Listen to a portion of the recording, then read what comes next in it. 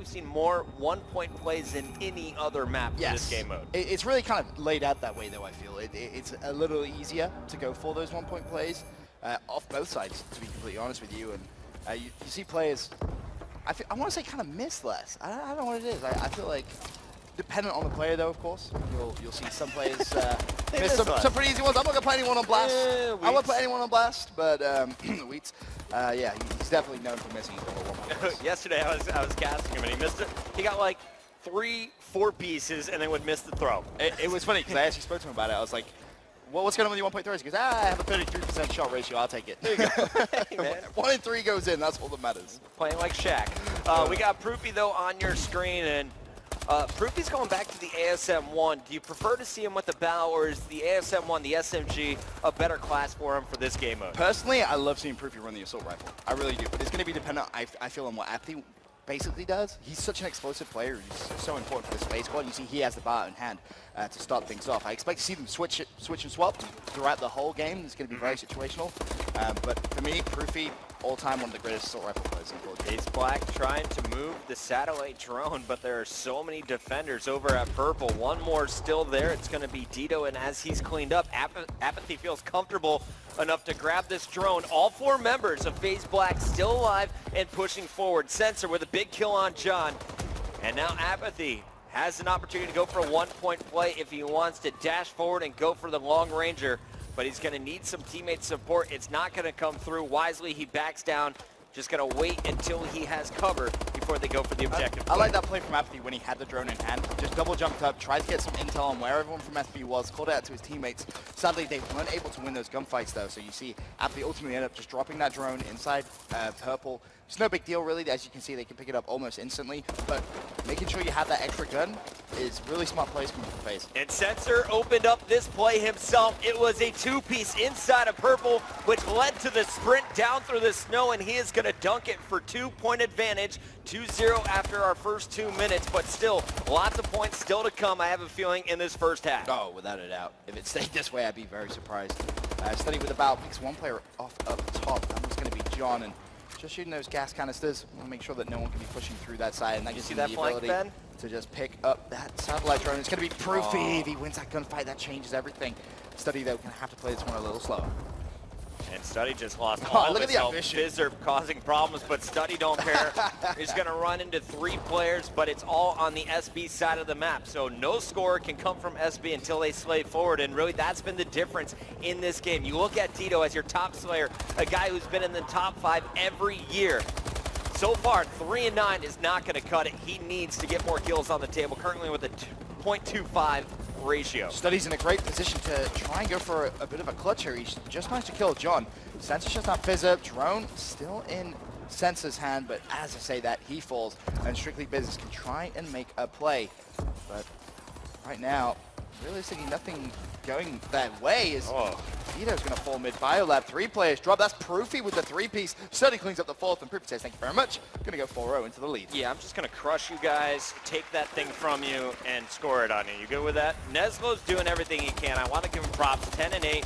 I've seen him in so many engagements. He's leading the charge almost every time, and he's getting the first pick, but he needs support from behind him. Dito 5-10, Fizzer 7-7, not getting the job done yet. John with a 1-point opportunity, can't throw it far enough, and that is going to bounce into the hands of Study. It didn't go off the map, and now this is dangerous for SB. Study going to cut it in. He's got teammates with him. 1 defender to beat, and that defender's distracted. The jump misses, but he's got time to go for his own rebound. Just a little bit lucky there, but really surprised to see when John threw that drone, he didn't double jump. He just kind of looked up and threw it. No, that's a very simple spot to make those 1-point throws from if you just double jump up. I mean, yeah, you can say he was a little bit weak, didn't want to fall, but by missing that, you basically just handed it to Study, who ultimately ran through green and Eskies. Got an easy 2-point play. The only people that are killing Faze Black members are other Faze Black members. SB is getting slaughtered here as you look at the kill feed. It's going to be Apathy running with the objective once again. Drone in hand. He's going to be moving around. No way, And Apathy. those are the melees that we've seen SB miss. He is going to connect, gets his shield back, almost able to put it in. Dito was the last man alive. He's got to stop it, and he can't get the bullets in time. Study is going to get it through for another play. 2 points from Sensor, 2 points from Proofy, and that was Study's 4th. I mean, this is such a big lead. 8-0, Strictly Business are going to need to step up. Because there's one thing's for sure. Faze, when they go into the second side, are just going to play for so many 1 points. They can do exactly what you see Neslo do now. Knee slide, double jump, 1 point conversion. And Faze, they're not going to miss those 1 point plays. Look at the energy from Faze Black Study getting the boys fired up. They dropped game 1 after leading it for 9 of the 10 minutes. Then they looked pretty strong in that search and destroy. But really, if you're just joining this should be basically a 3-0 game if they keep playing like this here on BioLab. I mean, let's not count Strictly Business out just yet, because they're a team who can, when their back is against the wall, clutch up, that's for sure. But CTF. This is definitely where their back is against the wall. I just counted them out in this game, man. Totally did. You're like, it's they're awful out. to say, but I mean, how do you fix this? Dido needs to maybe pull out an IMR. I know he's a player who can do that, because right now he's just not getting kills, and that's what you need Dido to do. At 9 and 15, I mean, very rare to kind of see him pick up that satellite drone and make a play, but he has the ability to do so. The birthday boy is going prone. John leading the charge for Dido. See, Dido is now left in a horrible position. And that was the 1v1 John needed to win. It was 1v1 versus Study. If he gets the kill, it's a score. It's at least a 1 point play. Instead, though, John dies. Dido can't push forward, and it's still an 8-1 game with 4:15 left on the clock to work with. And Strictly Business needs to do a better job just controlling this purple side. Faze picks up 1. That was on sensor. There's still 1 more player. I believe he's actually above him. Yep. Top purple, but I think drop down. Faze cleans up after the second player down towards that point bio.